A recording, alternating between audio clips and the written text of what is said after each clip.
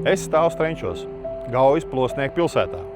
Te nav padomju blokmāja, ēkas 2 stāvu augsts, asfalts kārtīgs, pilsēta sakopta. Plosnieku amats no šejienes ir aizgājis līdz UNESCO sarakstam. Tā ir identitāte, savu vēsturi, par ko lepoties. Pilsēta, kas zina, no kurienes nākusi. Šī ir Seda, pati dīvainākā Vidzemes pilsēta. Tikai 3 km no Strenčiem. Viena paudze atpakaļ, vairāki tūkstoši cilvēku. Šodien nepilns 1000. Kūdras fabrika šeit uzcēla padomju varu.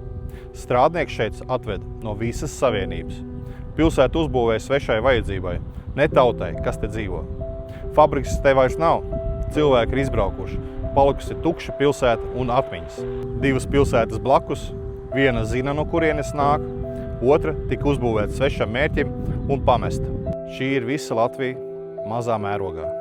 Kamēr regulējam savus cilvēkus, līdz pēdējiem sīkumam, tauta brauc prom un pilsētas iztukšojas.